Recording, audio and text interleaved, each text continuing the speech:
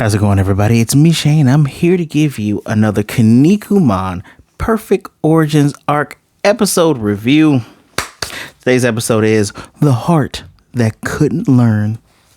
Before I go any further, please hit that like button, subscribe, and hit the notification bell so you be notified of more reviews just like this one. And you want to support your boy even further? Go to the Patreon link that's right there in the description and donate anything that you see fit. I deeply appreciate you regardless of what you do. So, Perfect Origin Arc, The Heart That Couldn't Learn. I feel like where I'm getting the titles from is way too literal, like roughly translated. Maybe it's like his heart couldn't learn, or the title definitely addresses one of my major concerns, and it's so funny. I forgot in my original notes to say that Kinnikuman is the strongest Seiji Chojin, but I said it. I remember actively saying it. It's funny what you pick up on when you're doing these things. But eventually, Baby Man, aka Peekaboo, aka Peek. I prefer Peek. For some reason, Peek. Wow. Now that you think about it, think about that name, Peekaboo, because he has a giant mouth, scary face on the stomach that's like Peekaboo, blah. Then he has this when he's a little baby and goes Peekaboo. But his power is to get stronger gradually over a fight. So he hits the peak. Boo. He hits the peak. Interesting. I just thought about that right now. It's what you guys come here for these type of thoughts. No, you don't. You come to hear what I think about something while casually recapping it. Casually, because I ain't gonna tell you every nook and cranny. I'm not for this. Not for this, because this. So he eventually can talk, right? Even though he still has that big ass one baby tooth, whatever.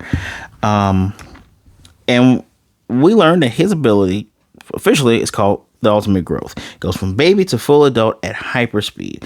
You also learn from Budo. We also learn from him that Budo resets him. It kind of puts you in almost a little bit of a dilemma, because you got Kinnikuman, on the back going, after having, his shit pushed in, going, huh? And Meek's like, oh. And he sees Budo, and he's like, you keep resetting me. Stop it. Stop making me back into a baby. He's like, you should be thanking me. You can be the ultimate warrior. You never lose. And at this moment, he's saying, Peak is like, well, if I beat him, you ain't got to reset me, because I'm beating the strongest Seiji Chojin in the galaxy. Not just the world, Craig. Not just the universe. The galaxy, Craig. And that's his motivation. He's like, I'm sorry, I got to kill you. I don't want to go back to being a baby. And I get it. Now, here's my thing. As he's doing all these moves. Y'all remember my homeboy, Staircase King, a.k.a. Cassette Man? And how when he fought Turbo Man told him that when you do the special move of another character, that the force and the pain is driven into you. You feel the after effects as well. You get whatever that move is. And that was a big thing, he pumped in all that power into him. It's like, oh man, you do all the extra moves, which now makes me realize what a matchup might come later. Just so I don't get ahead of my notes, I am writing this in so I can put it in for when I do episode 12. Anyway, or 11 as it would be. Anyway, why does it happen with this kid? Is it because, first of all, he starts off as a big ass baby, literally. Already got muscles. But when you see him progressing in the last episode, like the drop kick he does, muscles form, pow. They get even tighter. And then the punch, muscles get tighter and bigger, pow. And the lariat, pow. So I'm like, okay, does that mean as he's developing, his muscles restart at zero, although there's a tone and form to them, and he's able to now do these special moves because he is hyper evolving? I don't know, but I call bullshit. I feel bad for Staircase King, because okay, whatever, right? Stupid baby tooth. So again, we're trying to impress upon Kinnikuman, do not do any heavy hitting moves. As a matter of fact, when he still tries to do this before, okay, but he's yeah, that's my notes arguing about Steak King. When he tries to do more moves, we have Peak's own special ability or special move called the Big Baby Bomb, which he does. Little mouth arms grab you, his regular arms grab you, his forearms. It's a power bomb. It's like a power bomb. You think he's doing a Kinniku Buster, but it's a power bomb. Just gonna cut through here. So Budo laughs. I hate Budo. I've been having it in my phone notes. I hate Budo. And Suguru's getting up from the big. Sorry, Kinnikuman's getting up from the big baby bomb.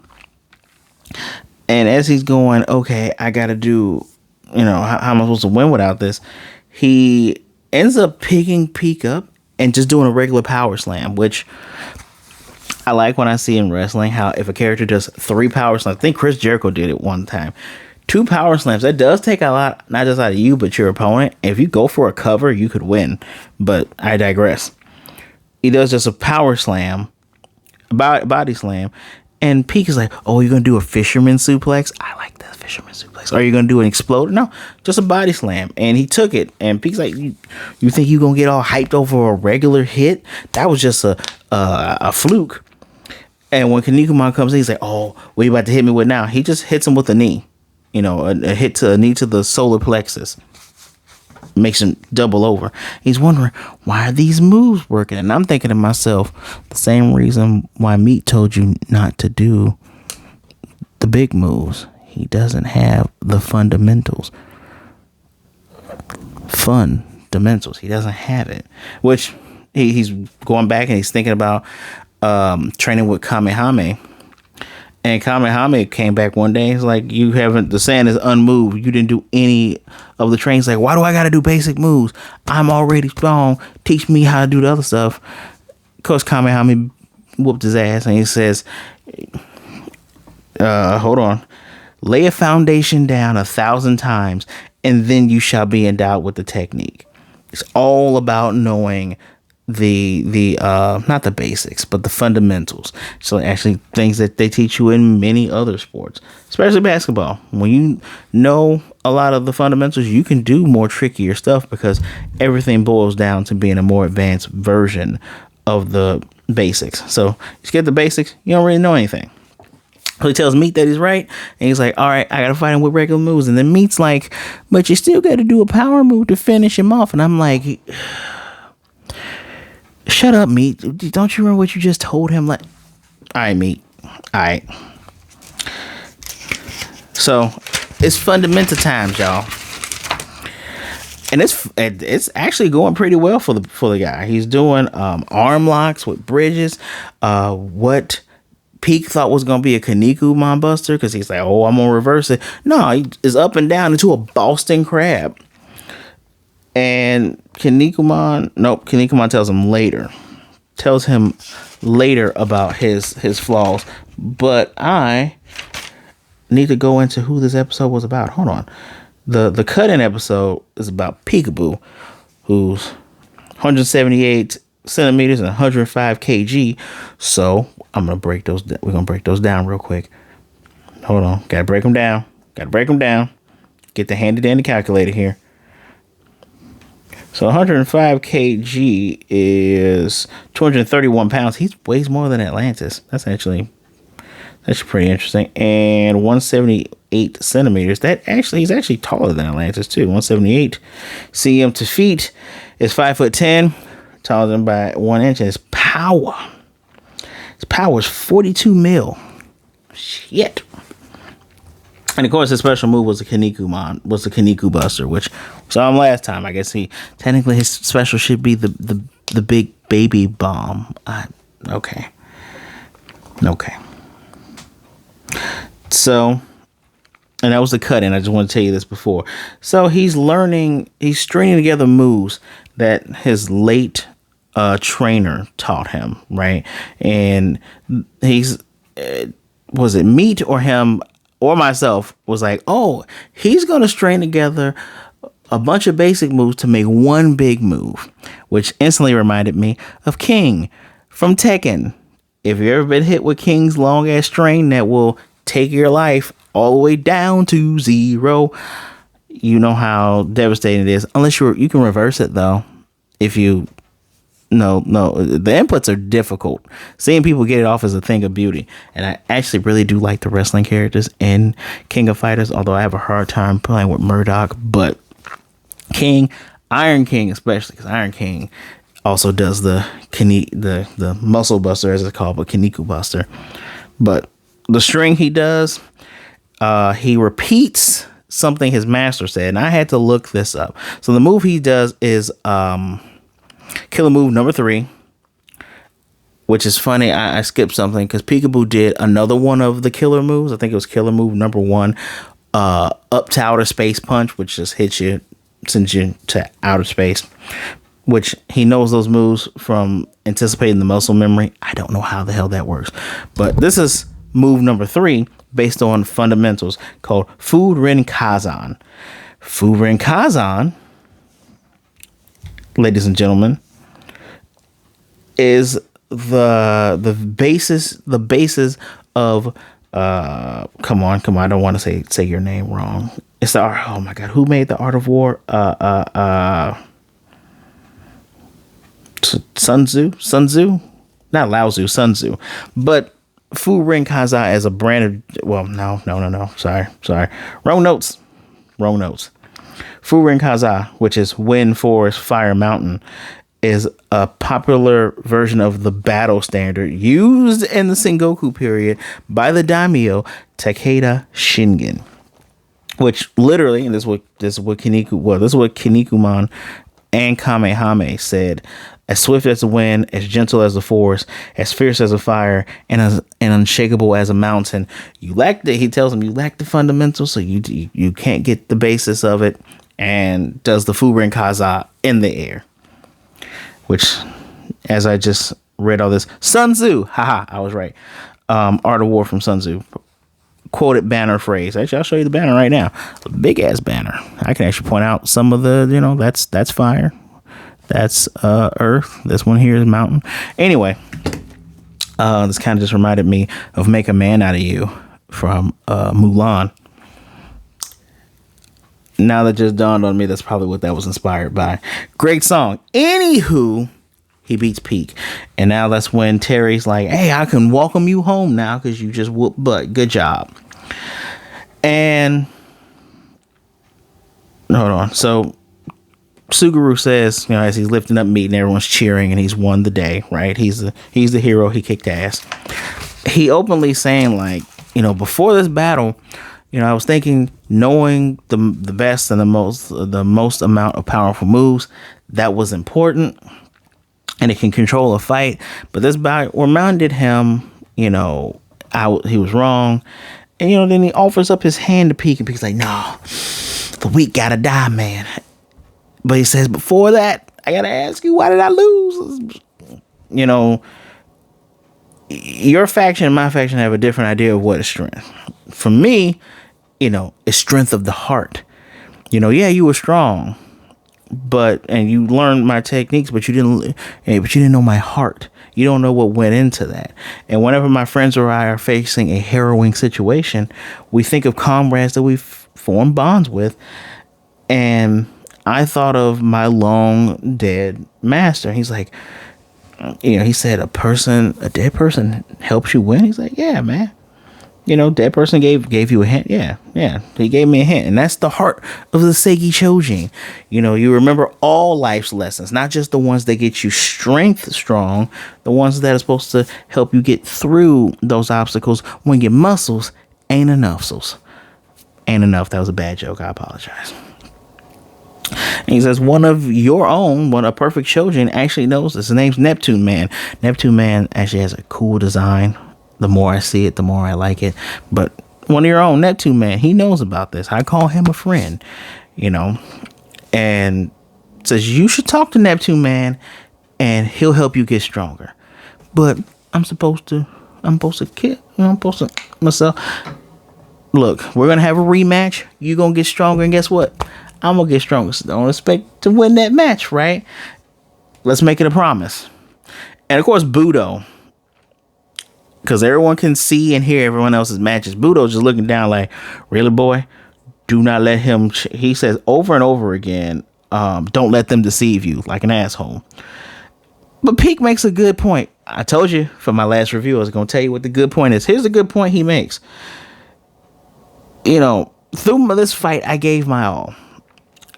And, you know, I don't want to end myself because that wasn't my all. I thought it was my all, but it wasn't. So I want to get stronger. And I want to train. You know, if our whole deal is to be the strongest and the baddest, and we're supposed to eternally be pursuing strength, why is that way of life, you know, losing and then getting stronger, not allowed? Which it makes a good point. It's like your whole deal is like, now you got to be strong off the bat, which is the problem with a lot of anime fans. Just calling you out there. Problem with a lot of y'all anime fans, especially people who hate on Gohan when he was literally 5 to 9 years old fighting grown-ass men. Won't even get started on that. But still, it makes a lot of sense, right? And I think that's probably, he perfectly articulated probably what pisses me off about them. It's like, yeah, man, hey, you lost. You got it. Either you win or it's nothing. Actually reminds me, play tabletop games here, card game player here. You know, I like my Yu-Gi-Ohs. I played a little bit of Dragon Ball. You all don't care about that, but it reminds me of some of those people that are just like, I gotta have the strongest of the best, and you know, if you lose, what's the point of playing? It's like, well, you play, you play or you fight because you enjoy it. Two, you're gonna get stronger anyway, right? You gotta keep learning. And Budo starts to directly talk to Kinniku. And it's so funny because he's in such a commanding voice, like, don't let them deceive you. And you, Kinnikuman. He's like, yes, sir. Sorry, yes, sir. It's like every time you fight somebody, you change them. See, I got a special interest in you because for some reason you changing everybody. He's the OG Goku Naruto, basically. I mean, what Kinnikuman started in the late 70s, right? Yeah, that's before Dragon Ball. He's the OG protagonist that turns everybody around, you know. And you're making these folks lose what makes them perfect, and you turn them into inferior chojin, and it's just, you know, their whole banner is you mix with another, you're no longer perfect. And that's very much xenophobic and racist, which reminds me of things that are going on in the world today, but we are definitely not going to go there. Anyway, he's trying to do a perfect Shojin revolution, right? And those words are used to warn basically other perfect Shojin against Suguru, because Suguru, that's his whole deal. I beat you, we friends now. That's why the whole Buffalo Man thing was kind of weird to him, right? So you lose, we friends, and we'll build friendships. Even Terry Man said, you know, I don't want to win if it means that a potential friend is going to get killed. And Budo openly tells Kinnikuman that he is a danger to the Chojin world, and he won't forgive the Chojin gods for when he won that tournament for all agreeing to let him be the king. He says it's he's gonna muddy up and ruin what makes Chojin. He says the Chojin world has degraded, and Suguru is just like, I don't understand what the hell you're even talking about, right? And I don't know if it was shown in the flashback for episode 0, but you get all the different color masks looking at Suguru after he won. He's holding up that one Kinniku mask wearer, you know, going like, hey man, it ain't your fault. They all approve for him to be king, and Budo has a problem with that. And I'm even saying the same thing. I'm like, what the hell is he talking about? And he goes off. He's like, Akuma, the Akuma Chojin, you prattle on about purges. He's gonna like, I'm gonna purge all y'all. And it's like, oh, okay. We've made declarations of war. But this whole time, as I'm saying all this, even in my last review, Mountain was punching him. Dude, reverse Mountain. One chop broke dude's face. And that's what the episode ends off as. Just chop, break to the face. I don't understand the beef he has with Kinnikuman. Granted, if your motivation is that paper thin, where it's like, don't mix with others, it stops you from being strong. And this dude, every time you talk to somebody, you make them realize that there's another way of life. We don't like that. So I hate you. Man, I do not like Budo as a character. I dislike him. I think that's the purpose. I think you're supposed to hate him for how he is. If that's the case, good job. You succeeded. You succeeded and made me hate a character I'm supposed to hate. I look forward to when he gets his ass whooped. I digress. 5 out of 5 episode. The fight with Peak was great. Looking back at the training that Kinnikuman went through with Kamehame was great. Seeing, I've seen the phrase Fu Renzen. No. That's not how you say that. Fu Ren Kazan. I've seen that before. It's also a Yu-Gi-Oh card. I've seen that before. So I like all the extra notes that went into all of this, looking up what that phrase means, because I remember seeing it, all of that fun stuff, especially the training that Kinnikuman went through. I like that. And I like that he has other special moves. As a person who watches modern wrestling and thinks, a lot of these guys don't have special moves. Like, some people just beat you with a move, or they don't have names for their moves. I appreciate being able to watch this show where it's like, yeah, I have 48 killer moves. They all have a name. I have my one special move, the Kinnikuman Buster. That's my old faithful. It's a special name. I like that. 5 out of 5. Good match. Made a friend. I'm wondering, I can say this now, I wonder if Peak will fight one of his former friends. The one I'm thinking of is the Turbo Men's. Turbo Men, it's like, hey, you learn these moves. Well, you can't do the power. Pump you with energy. Granted, the Kinnikuman Buster is kind of like the Kamehameha wave. Because I remember in Ultimate Muscle seeing Escara doing it. Everybody's like, damn, he does even better than you, Kid Muscle. And somebody else doing the move as well. So, But 5 out of 5, let me know what you think in the comment section down below. We got 2 more episodes, and then we cleared, done with this season of it. I hope enough people are watching it, because I need to see. Well, we'll see. I gotta watch one more. I have actually watched the next reviews episode, but I need to watch the final episode, and we'll see if I'm interested in what's gonna happen. But I digress. Please remember to hit the like button, subscribe, and hit the notification bell so you'll be notified of more reviews like this one. If you want to support me even further, that Patreon link is in the description below. Everyone, I appreciate you taking out the time to listen to me talk about Kinnikuman. Please, be good, be blessed. Drink some water. Take care of yourselves. Be good to yourselves, be good to others. Either way it goes, please don't be a jerk, all right? And there are people out there that care about you. Whether you are a jerk or not, people do care about you. Make sure you reach out to someone if you're feeling, down in the dumps, you're having some dark thoughts. There are people out there that care about you and rather talk to you today than to miss you and mourn you tomorrow.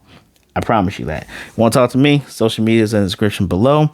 Send me a message. Tell me you came from this episode. I'll ask you the same question I asked in the last one. What's your favorite finisher? Leave a comment below, or if you come and send me a message, Tell me your favorite finisher in the message. And this not even Kinnikuman finisher. What's your favorite wrestler finisher, period? I am very partial to the RKO, the cutter, and the stunner. I like that. But I also like, literally, the muscle buster. Such a great move. Samoa Joe. I digress. I'll see you guys next time. Muscling out.